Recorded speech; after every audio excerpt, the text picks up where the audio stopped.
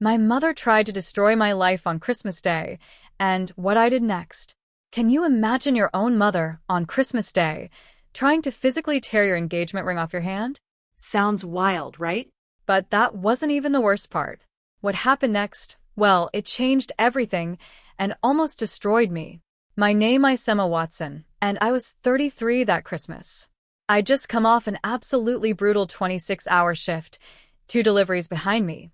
My fingers still puffy and sore from the cold and the sheer exhaustion. I was literally just passing a dish of green beans down the table when my mother's hand shot out, closed around my wrist, and did not let go. There were 14 people at that table, a full dining room. And you know what? Nobody moved. My family just kept eating. I want to be brutally honest with you right now, because that dinner? That wasn't even the worst of it. 3 weeks later, my mother signed her name to a piece of paper, and that, my friends, was so much worse. Let me set the scene for you, the way it really was. My mother's house sits up on Norwood Hill in Marietta, Ohio, barely 6 minutes from where I lived. And every single Christmas, out comes the same cream tablecloth. You know, the one with the wine stain from 2009 that she's never even tried to replace? She calls it character. 14 of us were there that year. My mother, my Aunt Pauline, 3 cousins with their husbands, 2 church neighbors, my fiancé David, my little sister Kelsey, and me. I had been on shift since Tuesday morning, wrapping up just Wednesday at noon. 2 babies. One of them decided to be sideways until the last 40 minutes, which, trust me, is not ideal. My hands always swell after nights like that, and my ring felt tight against my knuckle all afternoon. I remember thinking, ugh, I should probably take this off before dinner. But then, a stubborn thought hit me. No, this is the one night she has to look at it. Kelsey, who was 19 that year, home from her first term at community college, sat at the far end of the table and didn't touch her food.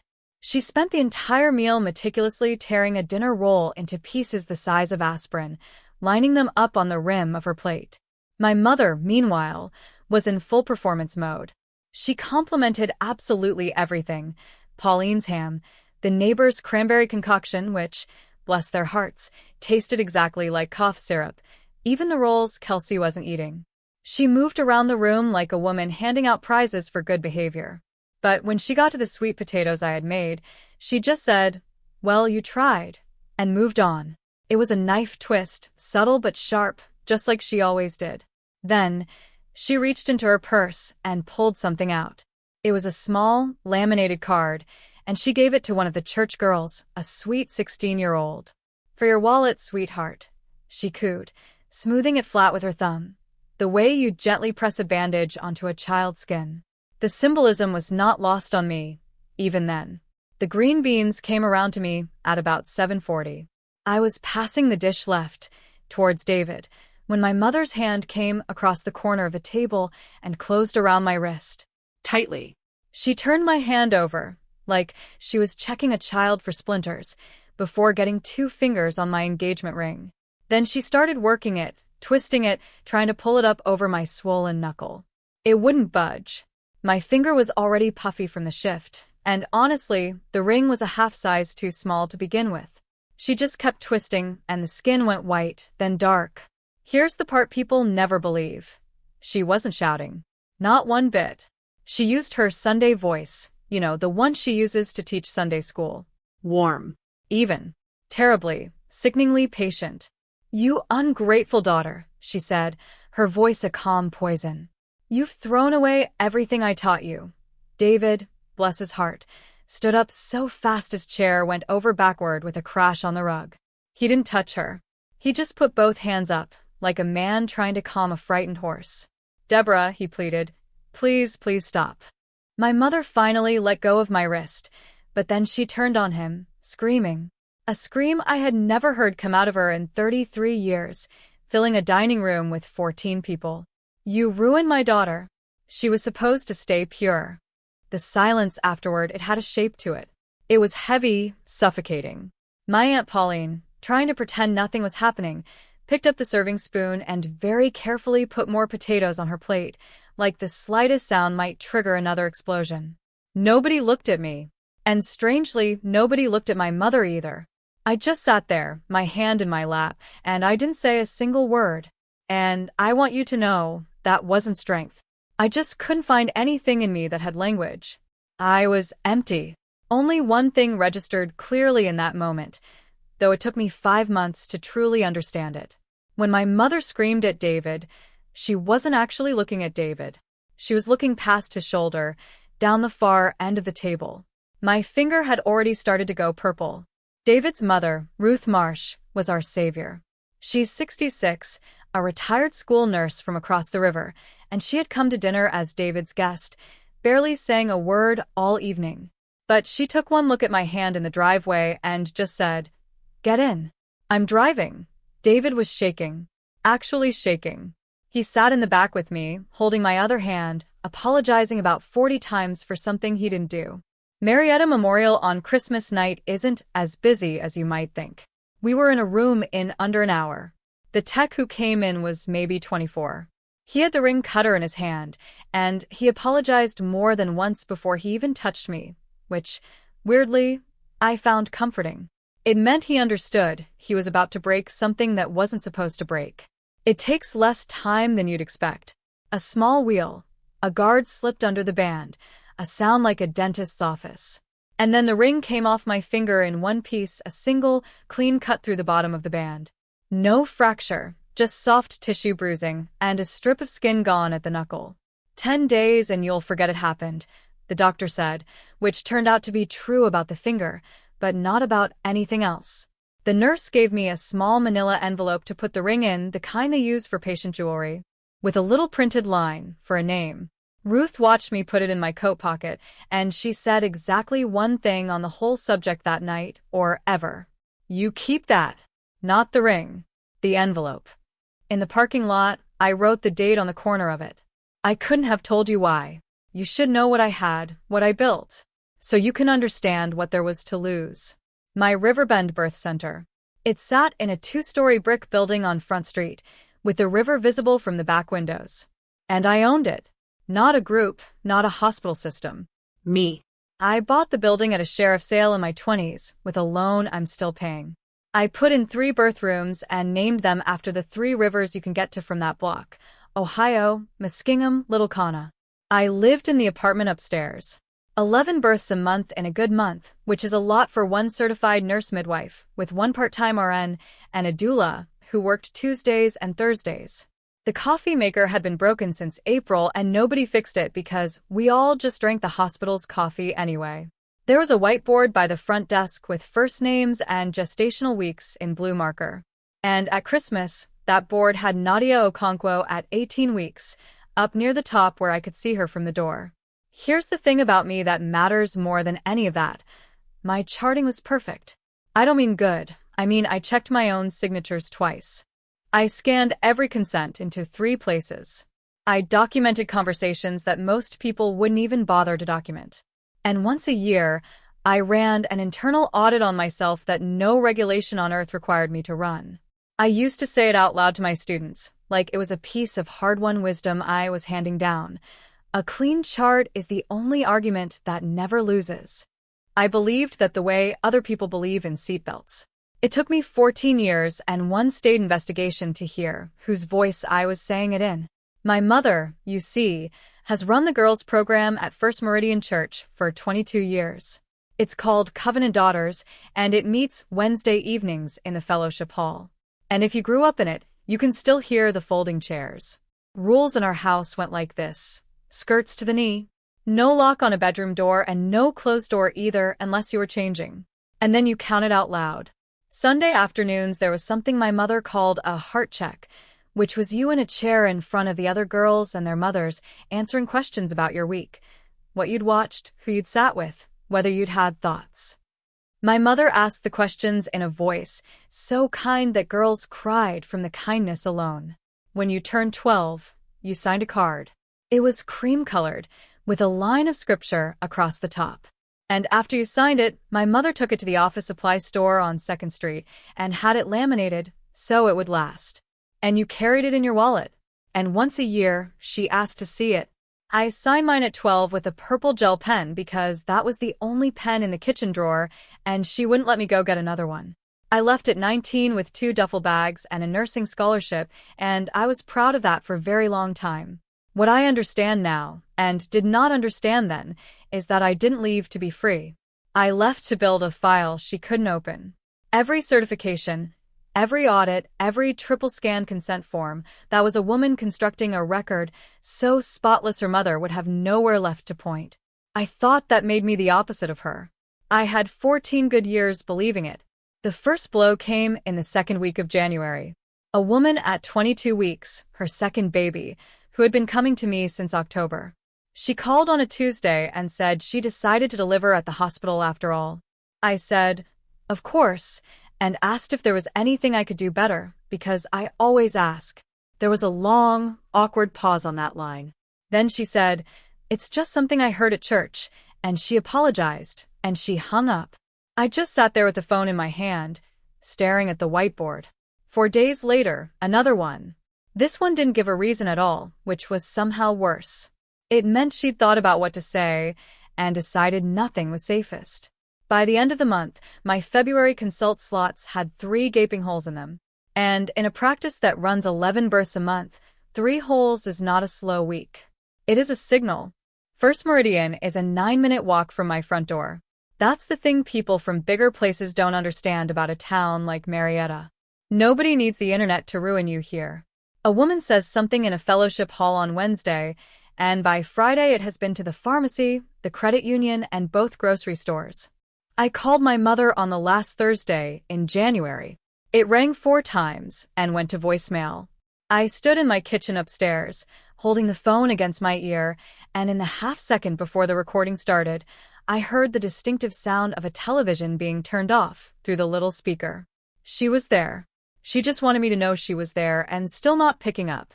My sister texted me at 1:40 in the morning on the 1st of February. It said, "Are you okay?" No capital letters, no punctuation, which was exactly how Kelsey typed everything. I was awake because I am always awake at 1:40. I wrote back immediately, asking if she was all right. And I watched the 3 dots appear under her name. They stayed there for 2 agonizing minutes. I have thought about those 2 minutes more than I have thought about almost anything in my life. Then they stopped. Nothing came. And in the morning, the message itself was gone. She deleted it on her end. So where our conversation should have been, there was just a gray line saying a message had been removed. I called her twice that day. It rang out both times. And I did not drive up Norwood Hill. And I did not send a 3rd message. And I need you to understand why. Because for a while, I thought it was cowardice. But in that house, being asked about was dangerous. If my mother knew I'd been checking on Kelsey, Kelsey would be the one who paid for it. A heart check on a Sunday, a wallet emptied out on a kitchen table, a phone taken for a month. I had learned that when I was 14, and I learned it well. And so I did the thing I'd trained myself to do since childhood. I left my sister alone, to protect her. 3 days later, a certified letter came to the front door of the birth center. And the mail carrier, Dale, made me sign for it. Dale delivered his daughter's second baby in the Muskingum room during a snowstorm, so he knew exactly who I was. And he did not look at me while I signed. It was from the Ohio Board of Nursing. A notice of investigation. I opened it standing on the front step in my clogs, and the snow that had melted off the roof came through my socks as I read it. The language of these letters is very flat. It said a complaint had been received, alleging that I had provided clinical services to a minor without parental notification and had failed to maintain accurate records. It stated that the board had opened an investigation, that I was not required to respond, but that anything I said could be used in a proceeding and that I had the right to counsel. 2 paragraphs, a file number. Then, at the bottom, in a box labeled Complainant, typed in the same flat font as everything else, Deborah A. Ridley. I read her name 3 times. Not because I doubted it. I knew before I even opened the envelope, if I'm honest, from the second Dale handed me the clipboard. I read it 3 times because I was waiting to feel the thing you're supposed to feel. Rage, shock, betrayal. And what came instead was almost a kind of relief. She had finally done something with the paper trail. And so, I did the worst possible thing I could have done. And I did it immediately. And I did it with total confidence, the way you do things that have always worked before. I went into my office, pulled every chart I had, and started proving I was clean. I gave it 4 days, 1,100 charts going back to the day I opened. Pulled in batches, cross-checked against the appointment system. Every consent, every transfer, every phone note. My RN, Terry, even came in on her day off and ran the scanner. We ate crackers. By Thursday night, I had a bound stack 400 pages thick with tabs on it. And every single page held up. Not one missing signature, not one late entry, not one thing a board investigator could take out of context, because there was no context to take. I remember the wave of relief that washed over me when I clicked the last tab into place. And I remember thinking, almost in these exact words, she's going to lose, and she's going to find out I've been clean this whole time. That's how far inside it I was. I wasn't building a defense. I was building an exhibit. I wanted my mother to have to sit in a room and look at 400 pages of me being good. And then, near the bottom of the stack, sorting by date, my hand stopped. December of 2 years earlier. I had the whole week in front of me, the 18th, the 19th, the 20th. 3 prenatal visits, a postpartum check, a Saturday call-out that turned into a hospital transfer at 4 in the morning. All of it documented down to the minute. The 21st was there. The 23rd was there. But there was nothing at all between them. Nothing in the schedule, nothing in the notes, nothing scanned, no phone log. A completely ordinary blank in a busy week, the kind of gap nobody would ever look at twice. I looked at it for a long time, and then I turned the page. There was nothing in that week. That was the entire point of it. Dana Whitfield does licensed defense out of a second-floor office in Columbus, with molded plastic chairs in the waiting area and one fluorescent tube that hums. It's 2 hours and 15 minutes each way from Marietta, and I made that drive more times that year than any other drive in my life. I set my 400 pages on her desk like a woman presenting a casserole. She didn't open it. She asked me one question first. "What does your mother want?" I said, "I didn't know." Dana just nodded and said, "Then we're going to find out, and it's going to cost you either way." Here is what she told me in that first hour, and I'm going to give it to you plainly, because nobody gave it to me plainly. The board does not have to prove anything to cost you everything. An investigation is not an accusation, and it is not a finding, but it is public enough to travel. And while it's open, your collaborating physician gets nervous. Your malpractice carrier gets nervous. And your patients hear about it in a fellowship hall. The process is the punishment, she said, whether you did anything or not. Her retainer was $6,500. I had $4,100 in the account that wasn't the operating account. I said I'd call her back. 2 days later, I was scraping ice off my windshield in the alley behind the birth center, and I found a plain white envelope in the glove box. $2,400. By the time I got out of the car, Ruth Marsh's taillights were already turning onto 2nd Street. She never mentioned it. Not once, not ever, not even when I tried to pay it back in the spring. David just said what he always says, "I'm right here." If you're listening to this while you're folding laundry or driving somewhere you don't want to go, I get it. That's where I did most of my thinking that winter. If any part of this sounds like your family, tell me in the comments below. I read them. And be sure to subscribe, so you're here when I tell you what the hospital did next. Alan Sell called me at 5:07 on a Monday morning. He'd been my collaborating physician for 6 years, the obstetrician whose name was on the paperwork, who took my calls at 2 in the morning, who reviewed the cases the state says have to be reviewed. He was 58 years old, drove a truck with a dog blanket in the back seat, and had hugged me at 2 separate baby showers. I could hear him reading from a paper, turning a page. He said the risk management office at Meridian Valley had reviewed the situation and recommended he suspend the collaborative agreement pending resolution. He assured me it wasn't a judgment about my competence and that he had the highest regard for my practice. Then he said he was sorry. He said it more times than he needed to, and each time, his voice got smaller. Here's what I want you to know about Alan Sell, because it would be easier for this story if he were a villain, and he wasn't. He knew. He knew exactly what he was doing to me, and exactly what kind of man it made him. And I could hear that knowledge sitting in his throat the entire call. He was 58, 3 years from a pension, with a wife who'd had a bad year, and somebody in an office had used the word liability at him. And he folded. Most people fold. I didn't make it harder for him. I just said, "I understand, Alan." And I meant it.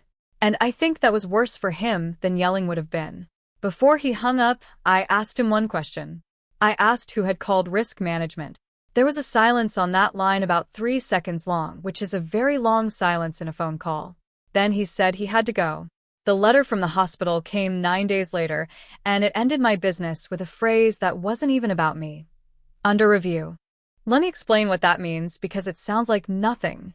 A freestanding birth center cannot legally operate on good intentions alone. You need a written transfer agreement with the hospital. A signed document that says if something goes wrong at 2 a.m, they take her. No questions, no delay. It's not a courtesy. It's a condition of your license. It's a condition of your insurance. And every mother who signs a consent with me signs it because that agreement exists behind her. The hospital holds it, and the hospital can end it. And there's a clause with a number of days in it, and that is the whole of your protection. Meridian Valley put mine under review for 60 days, pending the outcome of the board matter. They were careful to say it wasn't a termination. I taped the letter to the refrigerator in my apartment like a report card. I don't know what I thought I was doing. Putting it where I'd have to look at it? Maybe the way you keep a bill on the counter. It stayed up there 4 days. Then I took it down because David came over, and I watched him read it while he was standing there in his work boots, and I saw his jaw go tight. And I understood I'd been decorating my kitchen with the thing that was killing me. I took it downstairs to file it. And when I pulled open the middle drawer of my desk in the office, there was already something in there, sitting on the bottom of the drawer where I'd put it in December and hadn't touched since. I waited for her in the church parking lot on a Wednesday in March after the evening service let out. I didn't plan a speech. I had learned by 33 that speeches are for people who think they're going to be answered. She came out at 8:15 with her keys already in her hand. And she saw me standing by her car. And she didn't flinch, didn't slow down, didn't do any of the things a person does when they're caught. She just walked up and stood there with her coat buttoned to the throat. I asked her the only question I had. I said, "Why?" And my mother told me a story I had never heard in 33 years of living in her house. And she told it in the voice she uses for the weather, flat, emotionless. When she was 19, there was a boy, and there was a situation. And her mother put her on a bus to a great-aunt outside Bowling Green, Kentucky, and she stayed there 7 months. In the family, they called it a visit. She was not allowed to write to anyone from home. When she came back, nobody ever mentioned it again. Not one time. Not at her wedding, and not at her mother's funeral. And within a year, she married the man they picked. And that was my father, who died when I was 26, and who I have very little to say about. She told me all of that standing in a parking lot with her breath showing, in about 90 seconds, without her voice changing once. And I felt something start to open in my chest. I did. I'm not going to pretend otherwise. And then she reached up and straightened her scarf and finished the story. She said, and I thanked her. Eventually, she looked at me. "That's what I'm waiting for from you." She got in her car. She'd said the words, "my daughters," plural, at one point in there, and then corrected herself to "you." And I noticed it the way you notice a car with one headlight, enough to register, not enough to stop for. I noticed it, and I drove the 6 minutes home. And it wasn't until May that I realized my mother had stood in that parking lot for a minute and a half and had never once said David's name. That night, I went down to the office and opened the middle drawer of my desk. There it was, right where it had been since the 26th of December. A small manila envelope, patient jewelry size, with a date written on the corner in my own handwriting. I hadn't opened it once. I opened it then, and I tipped my engagement ring out into my palm. I sat under the desk lamp in a building with 3 empty birth rooms and looked at the cut. It's a strange thing to hold. A ring is a closed circle. That's the entire idea of it. And this one had a gap in the bottom of the band, about the width of a fingernail, with 2 clean, bright faces where the gold had been opened. I turned it over a few times. I thought about the tech, who apologized 3 times. I thought about my mother's Sunday voice saying, "You've thrown away everything I taught you. while she worked it over my swollen knuckle. And I did something that night that I want to tell you about carefully because it's the hinge this whole story turns on. I put the hospital's under review letter in the drawer. And I put it underneath the envelope, not on top of it. Then I said something out loud in an empty office, which I have never been the kind of person who does. I said, "Whatever I do, I don't do it her way." And then, because saying it once didn't feel like enough, I said the rest of it. I don't use anybody's shame, not even hers. I put the ring back in the envelope, and the envelope back in the drawer. I closed it.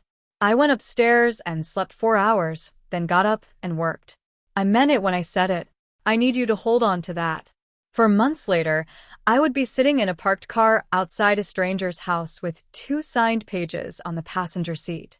And I would remember standing in that office, making myself a promise. And I would remember that I meant it. The 60 days ran out on the 22nd of April. The termination letter was even shorter than the review letter. It cited a section number, gave an effective date, thanked me for my cooperation, and was signed by someone in an office I had never spoken to in my life. No finding, no hearing. Nobody at that hospital had ever suggested I'd hurt anyone. A complaint existed, and a complaint was enough. Without a transfer agreement, I couldn't accept anyone. I couldn't safely see patients through. And in practice, that meant I could not take a new patient past the first trimester, and I could not keep the ones I had past a point that was coming for each of them on a calendar. I did the math on a legal pad at the front desk at 10 o'clock at night. 11 births a month becomes 3. Rent on the building is $2,900.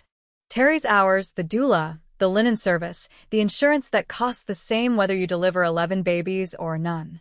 I had maybe 5 months of runway if I stopped paying myself. And I stopped paying myself that week. And then I put the pen down because the numbers were the easy part, and I'd been hiding in them for 20 minutes. There were 7 women on that whiteboard. 7 women who had chosen a small brick building on Front Street on purpose. Some of them after something bad had happened to them somewhere else. And I was going to have to call every one of them and tell them that a piece of paper they'd never heard of had been canceled by people they'd never met. I started at the bottom of the board and worked up because Nadia Okonkwo's name was at the top, and I could not make myself start there. Nadia was 35 weeks. She was 29, an accountant at the paper mill office, and she had lost a baby at 19 weeks 2 years before in a hospital where a resident had talked over her for 11 minutes while she tried to say something was wrong. She picked Riverbend because nobody here was ever in a hurry, and because I had told her at her first visit that if she said something felt wrong, we would stop and find out. And I had kept that promise about 9 times. I did not tell her on the phone. I drove to her house. I sat at her kitchen table with her husband standing behind her chair. And I told her what had happened in the plainest words I had. And I did not blame anyone. And I did not explain about my mother, because that was my mess. And she was 35 weeks pregnant and did not need to carry it. Then I did the only things I could actually do. I called the practice in Parkabug myself and got her in with a midwife I trust, a woman named Bess Toever, who I trained with. I copied and walked over the entire chart rather than fax it. And on the day of her first appointment, I drove her. And I sat in the waiting room for 50 minutes so that she would not have to tell the whole story from the beginning to a stranger by herself. In the parking lot afterward, she looked at me over the roof of my car and asked me straight out, "Did you do something wrong?" And I said, "Not to you." She nodded and got in the car and let it go. It was true. Every word of it was true. It was also the first time in my life I understood that a sentence can be completely true and still be a lie. And I drove home with it sitting in my chest. And that night, I dreamed about December of 2 years earlier. Ruth Marsh's kitchen in Belpre has a chair I'm not allowed to sit in because it's the good chair, and a rule about wet shoes that she enforces like a woman guarding a border. She started in on me before I was through the door. My boots were soaked. My coat was soaked. I looked like something the river brought up. When had I last eaten a vegetable that wasn't out of a bag? She put a plate in front of me and stood there until I picked up the fork. David was on the floor by the baseboard with the cover off a bad outlet, and he stayed there the whole time. And every so often, he'd say a number out loud to himself about the wiring. Ruth said exactly one thing about my mother the entire evening, and she said it with her back to me while she washed a pan. My mother was wrong about 3 big things, she said. I only found that out because I stopped defending her. Then she asked if I wanted more potatoes. That's the whole speech. That's the sum total of the wisdom I got from the good family. And it was worth more than 400 bound pages. I told them that night I wanted to move the wedding. We'd had a date in September, a small thing at the shelter house on the river, 40 people. I said I didn't want to walk into that day with an open file behind me. David set the outlet cover down and looked at me for a second, and then he said, "Okay, spring then." No argument, no hurt in his face that he let me see. And I sat there with my fork in my hand and understood that I had just taken something away from him, all by myself, without any help from my mother at all. The board's investigator came to Dana's office in the last week of May. His name was Mr. Farrow. He wore a windbreaker, and he was so unremarkable that I could not describe his face to you now. He was polite. He was thorough. He asked about intake procedures, about how I obtain and store consent, about my emergency protocols, about how many transfers I had made in 6 years, and what the outcomes were. 40 minutes of process. I answered in full sentences, and Dana let me, and I could feel myself relaxing because this was the part one was made for. He turned a page in a legal pad. He said, still in exactly the same tone he'd used to ask about my linen service, "Ms. Ridley, have you ever provided clinical care to a member of your own family?" The room went very quiet. Dana put her hand flat on the table, which was a signal she and I had agreed on and had not used until that second. I looked at Mr. Farrow's windbreaker zipper, which was the only thing in the room I could look at, and I said, "I'd like to take that under advisement." He nodded. He didn't push. That's what got me. He didn't push at all. He wrote something down, thanked me for my time, asked whether the parking on that street ran out at 6, and left. It took me until the elevator to understand what had just happened to me. That was not a general question. Nobody asks that question out of a checklist in the 41st minute after your linen service. Somebody had told them where to dig, and there was exactly one person alive who could have. I sat in my car in the parking garage in Columbus for 20 minutes and ran Christmas dinner again. I'd been running it since December, the way you run a tape you hate. And every time I'd started from the same place, my mother's hand on my wrist. This time, I started earlier. I started with the room. 14 people. David on my left, my Aunt Pauline across, the church neighbors down toward the middle, and my sister at the far end of the table, tearing a dinner roll into pieces the size of aspirin. My mother let go of my wrist. She turned toward David. He had both hands up, and he was closer to her than I was. And she screamed into his face, at a volume that put a serving spoon down all the way at the other end of the room. "You ruined my daughter. She was supposed to stay pure." And she was not looking at David. I had known that since the night it happened, and I had filed it under things that didn't matter. She was looking over his shoulder and slightly down at the end of the table, at a 19-year-old girl who had not eaten a bite of her dinner, who had come home for Christmas from a community college 40 minutes away, and had spent the entire meal making a pile of breadcrumbs. My mother was screaming about a daughter. She was screaming at the man who was standing between her and the one she meant. Everyone in that room, including me, including David, heard my mother accuse my fiancé of ruining me. That was the point.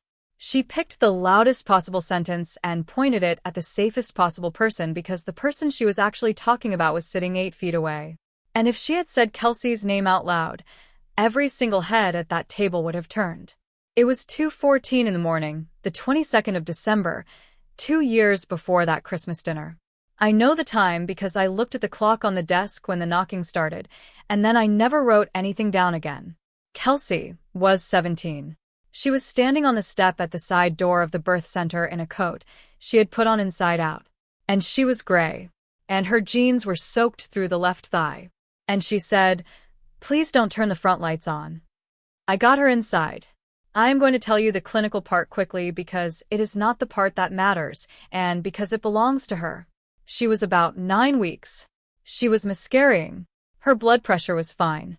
Her color came back once she was warm. Her bleeding was heavy, but inside the range where you watch rather than run. I told her, standing in the hallway with my hand still on the door, We're going to the emergency room. I'll drive you now. And my sister, 17 years old, said that if I did that, she would walk out the back and go home on foot and tell our mother I had made her go. She meant it. I knew she meant it because I knew exactly what going home would cost her. And so did she. And because I had been that girl in that house with those Sunday afternoons and those questions. So, I made a decision in about 4 seconds. I judged that the risk of my sister disappearing into a December night was greater than the clinical risk of 6 hours of watching. And I put her in the Muskingum room with a blanket. And I sat in a chair beside the bed, and I watched her all night with my keys in my hand. At 8 in the morning, I drove her to Marietta Memorial and called ahead, so she would not have to wait. She was seen under her own name. There is a complete hospital record of everything that happened to my sister after 8 a.m. There is no record anywhere on this earth of the 6 hours before it. I broke 2 rules that night, and I would break them again. And I have never once confused that with being allowed to. Dana got the investigative file on the 5th of June. She called me and said, "Sit down before you open the attachment," which is a thing lawyers say in movies. And it turns out they also say it in life. 22 pages. Most of it was my own paperwork, which had come back clean, exactly as I knew it would. And there is nothing in this world as useless as being right about the wrong thing. On page 14, there was a signed statement from Kelsey Marie Ridley, age 19. It was short. It said that in December of the year in question, she had gone to her sister's facility while experiencing a medical event, that her sister had assessed and monitored her there over a period of several hours, that no parent or guardian was notified, and that, to her knowledge, no record of that care was ever created. Every word of it was true. That's what I want you to sit with. Not one lie in it. And it was not written by my sister. Kelsey writes in lowercase, without punctuation, and says like in the middle of sentences, and cannot spell necessary. And this statement had a semicolon in it. I read that statement more times than I can tell you, and I could see the kitchen table on Norwood Hill, and the good pen from the drawer by the phone, and my mother's hand flat on the paper, turning it a quarter turned toward her daughter. Dana let me sit with it. Then she said the thing that changed the shape of the next 9 days. She said, "There's a version of this where you win. You're not going to like how I'm going to tell you what I did next, and I need you to know I'm not proud of it. If you've ever caught yourself becoming the person who hurt you, stay with me. Comment below if you've been there. Subscribe so you don't miss how it ended." Dana laid it out on a Tuesday with a legal pad turned sideways, and she was careful the whole time not to tell me what to do, which I resented then and understand now. Road 1. We contested. The only direct evidence is a short, signed statement from a 19-year-old who lives in the complainant's house and is financially dependent on her. No chart, no witness, no billing record, no harm to any patient, and a complainant who is the respondent's mother and has a documented history, the Christmas dinner, the emergency room record with my name on it, 14 witnesses. Dana's assessment was that a hearing panel would probably find the allegation unsubstantiated. Probably. I keep my license. I keep my center. And the price is that nothing I say is ever the whole truth again. Road 2. We self-report. I go in and I say, "Yes, this happened. Here is exactly what I did and did not do, and I ask for a consent agreement instead of a fight." That means discipline. It means probation, supervision, and my name in the state's published disciplinary report, which is a public document that does not expire and that any person with a search engine can find for the rest of my life. It means I cannot hold an independent facility license under supervision, which means Riverbend closes with my own signature on the paperwork. I asked her which one she'd pick. She said, "I'm not going to answer that." I asked her which one was legal, and Dana Whitfield put her pen down and said, "Silence is legal. It's still a choice." I drove 2 hours and 15 minutes home that night, and by the time I crossed the river, I had picked a third road. And it was the wrong one. There were 3 of them. And I want to be honest and say the names came to me easily, which tells you they'd been sitting somewhere in me for years, waiting. Bree Hellman, 26, works the register at the hardware place out in Devola. Talitha Ross, 24, moved across the river to Parkabogue. Jenna Ortiz, 28, got as far as Athens, and stayed there. All three of them went through Covenant Daughters. All three of them left that program in a way people in Marietta still lower their voices about. And in a town this size, I knew the outline of every one of those stories without ever having asked, because that's how a place like this works. The shame is public property, and only the details are private. Bree stopped coming to church at 17. Talitha's family moved her out of state for a year, and then moved her back. Jenna's mother stood up in a Sunday service. I knew what my mother's program had done to each of them. And I knew that 3 women saying so on paper would end her. Not just as a complainant in front of a hearing panel, but as a woman in that town. 22 years of Wednesday evenings, gone in a single afternoon. I told myself this was not revenge. I told myself the panel deserved to understand who was making this complaint and why, and that the word for that is context. I opened a new document on my laptop that night to draft a letter to the board. And when the save box came up, I typed the file name without thinking about it. Context doc. And then I sat there in a dark kitchen and looked at that file name for a long, long time. In the morning, I got in the car. 3 kitchens in one day. Bree Hallman's was first, out in Devola, with a baby gate in the doorway and a dog barking at the storm door the entire time. I said my piece. She said yes before I'd finished it, which I did not expect and which made me feel worse than a fight would have. She signed at her own kitchen counter, standing up, with a pen she had to shake to get going. Talitha Ross was second. She read the whole page twice, and then she looked up at me with her hand flat on it and asked me a question. She said, "Will she see my name?" And I could have lied. It would have been so easy to say the panel keeps things confidential, that it's a closed file, that nobody outside the room would know. I said, "Yes, she'll see it." Talitha sat there for about a minute. Then she signed it anyway. And her hand was shaking so badly the last 2 letters ran off the line. And that was so much worse than if she had thrown me out of her house. Jenna Ortiz was third in Athens. And Jenna said no. She was kind about it. She stood in her doorway with a dish towel over her shoulder, and she said, "I'm out. I'd like to stay out." And she wished me luck, and she meant it. And she closed the door. And she was the only person in this entire story who did the obviously right thing without needing a hearing to get there.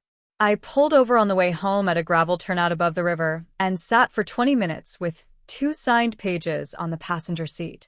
I had stood in an empty office in March and promised myself out loud that I would not use anybody's shame, not even hers.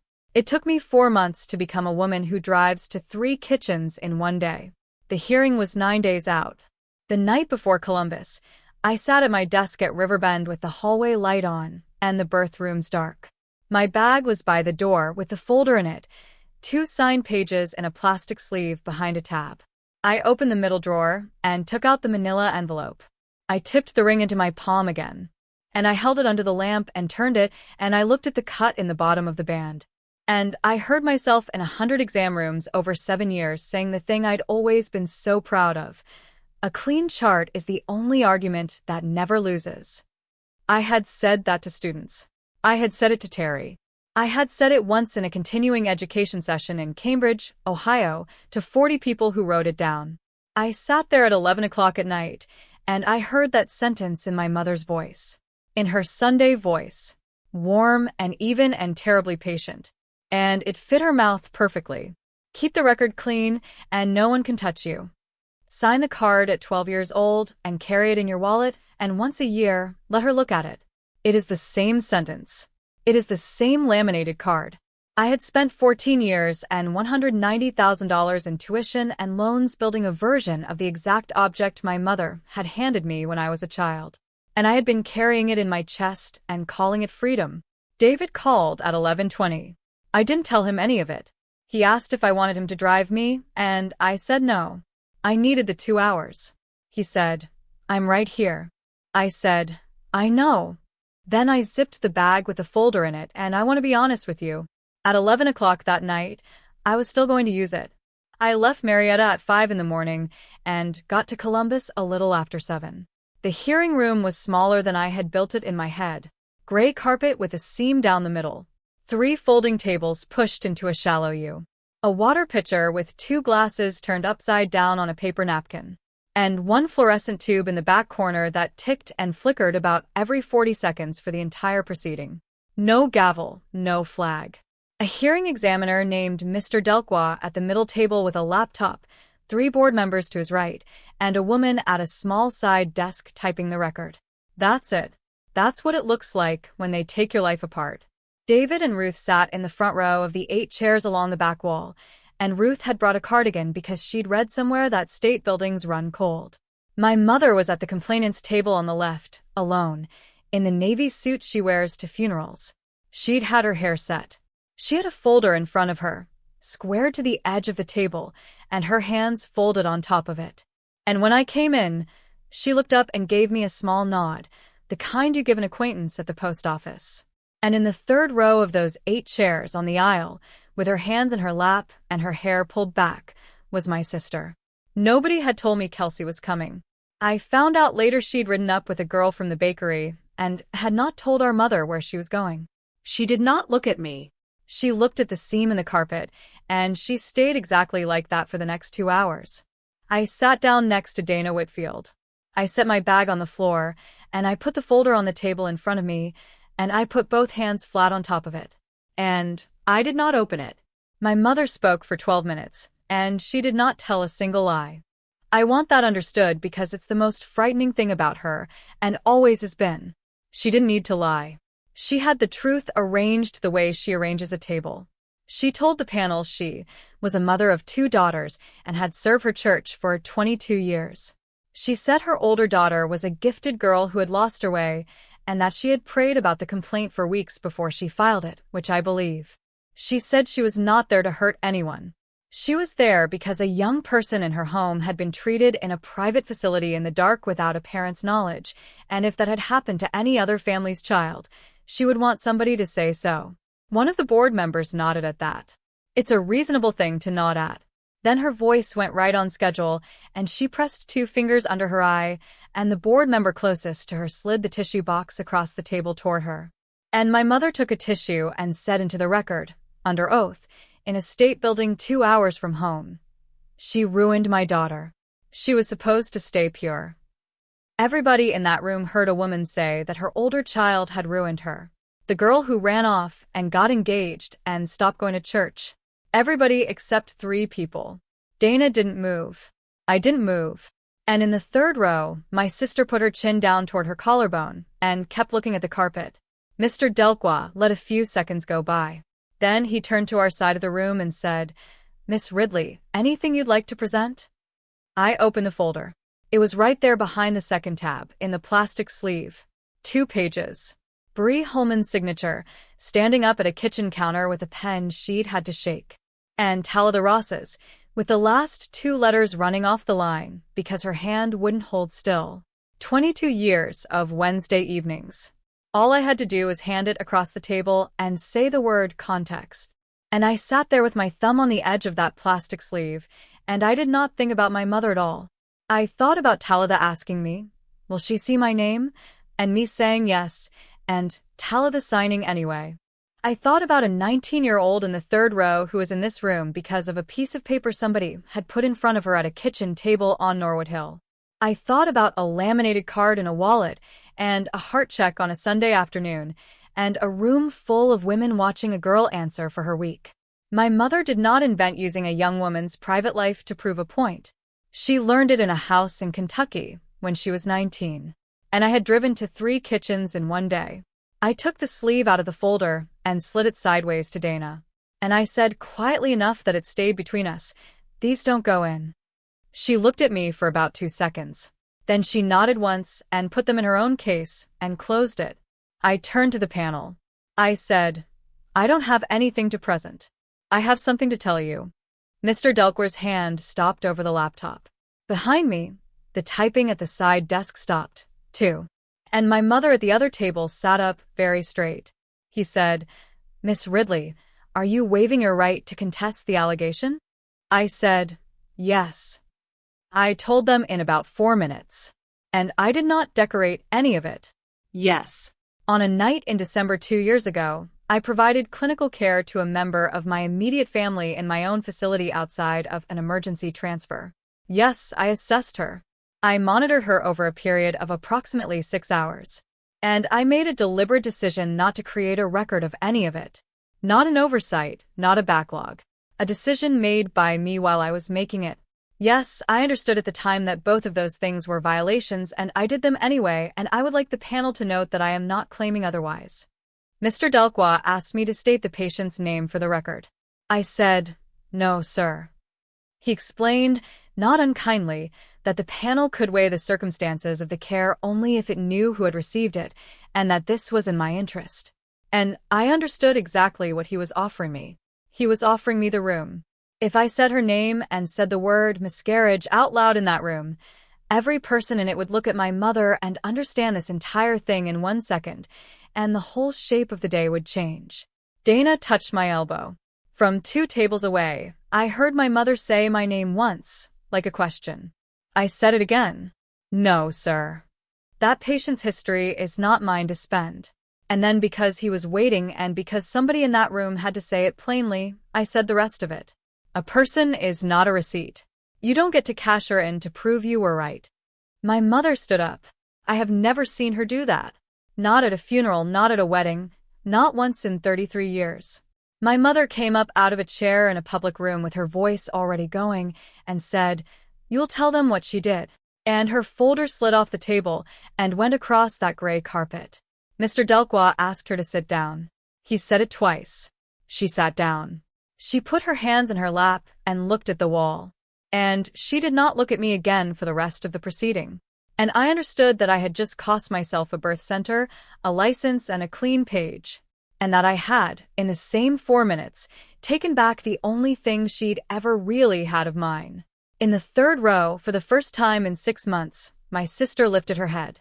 The consent agreement took 3 weeks to draft, and I signed it on a Thursday in a lawyer's office with a pen that said Whitfield Law on the side. 24 months of probation on my license, practice under supervision with quarterly reports, 12 hours of continuing education in professional boundaries and documentation, which I completed in August in a hotel conference room with 11 other people, none of whom asked each other why they were there. And my name and the finding and the words of the order published in the state's quarterly disciplinary report, which is a public document and which does not expire, and which is the first thing that comes up if you type my name into a search engine, and will be for the rest of my working life. I could not hold an independent facility license under supervision. Riverbend surrendered its license with my signature on the form. There was no part of that order in which anybody said one word about my mother. Her complaint was recorded as substantiated in part. She won.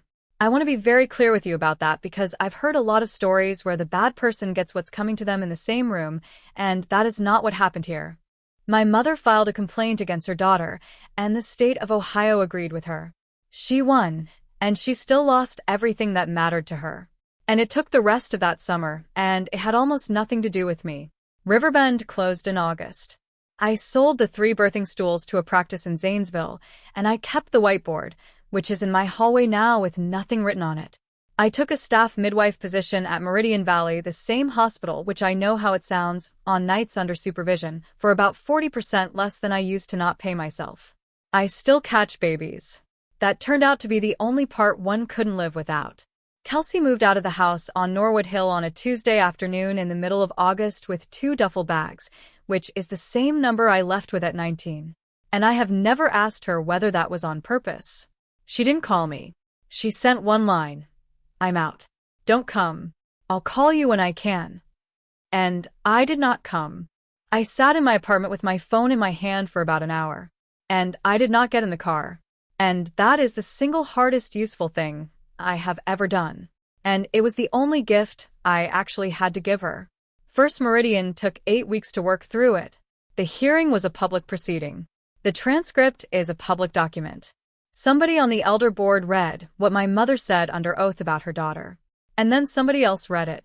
And by the middle of August, there was a line in the Sunday Bulletin thanking Deborah Ridley for her many years of faithful service to Covenant Daughters and welcoming Sharon Petty as the new coordinator. 22 years. One line in a bulletin between the food pantry hours and the hymn numbers. Nobody called her. Nobody explained. They did to her exactly what she had spent 22 years teaching those girls to do to each other, which is the quietest and most complete thing I know how to describe. And a week after that, Carolyn Beecher left a pot of soup outside my apartment door and said nothing at all. This morning, I came off a night shift at 6:30 and sat in my car in the staff lot with the engine off, the way I do, because you cannot go straight from a delivery room to your own kitchen. At 6:40, the phone rang. Mom. 8 months since Christmas dinner. I answered it. She was crying before I said hello. And I had never heard my mother cry like that. Not at my father's funeral. Not once. This was fast and wet and out of control, and it made the hair stand up on my arms.